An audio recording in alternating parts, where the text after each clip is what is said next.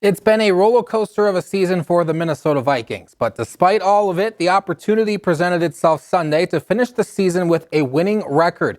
That is exactly what they did. Carrington, University of North Dakota, and Vikings legend Jim Kleinsasser in the house to blow the Gallahorn pregame.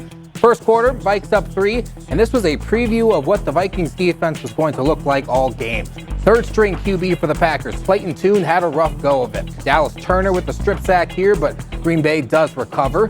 Later, 6-zip after another Will Reichard field goal. JJ McCarthy finds Ben Sims to put the ball at the 3-yard line. A few plays later, fullback CJ Ham, in what could be his final game, gets a 1-yard TD run to put Minnesota ahead 13-0. Quarterback J.J. McCarthy would leave this game in the third quarter due to injury. Max Brosmer in relief keeps the game in the Vikings' hands as Minnesota ends the season on a 5-game win streak and 9-8 overall. No shutout after a Packers field goal at the end. Vikes win 16-3. This has been a chapter, I know of my time here where, it's going to sting. Watching the playoffs, it's going to sting. Not being in the tournament for not only our team, the work that they've put in, but our fan base, our ownership. This chapter, success through adversity is something that will only help this organization moving forward. As mentioned, J.J. McCarthy left the game in the third quarter after re-aggravating his hand injury from 2 weeks ago. After the game, he said the decision to take himself out was one of the toughest he has made in his life. He was asked what he thinks about his future with the organization after an inconsistent and injury-riddled first season as QB1. Obviously, it's always been like, how's the kid going to react when he loses? That was always the big question. And I feel like, the guys around me, the way they handled everything and, consistently showed up every single day, trying to get better, trying to work on their craft, not for themselves, but for the people next to them.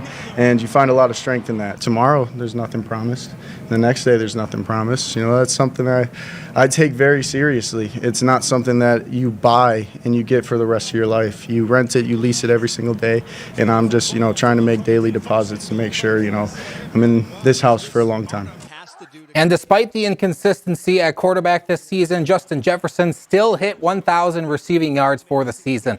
Versus Green Bay, he recorded 8 catches for 101 yards to become just the third receiver ever to record over 1,000 in each of his first 6 seasons in the league.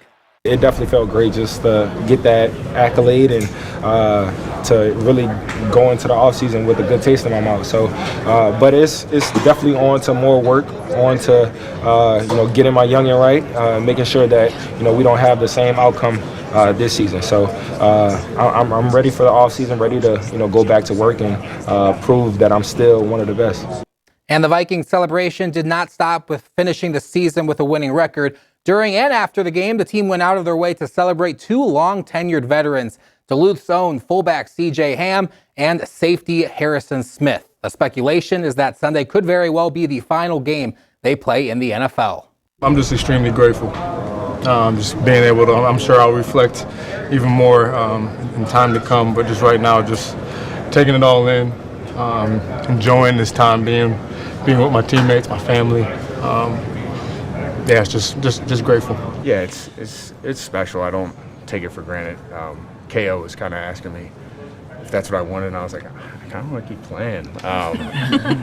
And then we had talked about maybe getting a victory kneel down. So I took a snap with Michael Juergens just to see if we had it. So we didn't get that opportunity. I wanted to get a green 18 cadence in, but it was pretty cool. We will await official word in the future for both Vikings legends as the 2025-26 season comes to a close for the Vikes. Sticking in the NFL, former Bison quarterback Trey Lance got the start Sunday for the Los Angeles Chargers with the team resting its starters ahead of the playoffs. And it was a forgetful day for the Marshall, Minnesota native. The Chargers fall 19-3 and Lance tossed a pick 6. The former Bison did, however, dominate the run game, leading the Chargers with 69 yards on the ground. He also added 136 through the air. To the NBA, the Wolves looking to pick up their second straight win after defeating Miami on Saturday. First quarter, Julius Randle makes a turnaround jumper in the corner. He goes for 22 in this one. Later in the first, Randle swings the ball to Anthony Edwards. Corner 3, that puts Minnesota up by 5. 2 seconds left in the first. Edwards pump fakes and makes a contested jumper at the buzzer. He ended the first frame with 16 points. Wolves, they're up 10. Second quarter, Edwards, not just a scorer. He lobs the ball up to Rudy Gobert for the slam to put the Wolves up 15, 18 and 14 for the Frenchman. And more of the same in the second half. Edwards down the lane for the slam. He ends the game with 35 points.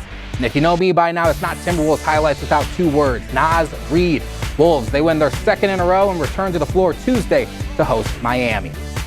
To St. Paul, the World Junior Championship semifinals. Canada and Czechia battling for a trip to the final. Opening period, no score. It's the Canadians striking first. Tig Iginla on the power play for the 1-0 lead, but a quick response from Czechia. Maximilian Curran off the rebound, lighting the lamp to tie it. At last check for us, Czechia leading this one 3-2 in the third. And in the game prior, a tight one, but Sweden advances past Finland in a shootout. They will play the other semifinal winner in the final Monday night back at Grand Casino Arena in St. Paul. Should be a fun one. The U.S., of course, for anyone who missed it, eliminated in the quarterfinals on Friday. So the focus for them now shifting to the Olympics.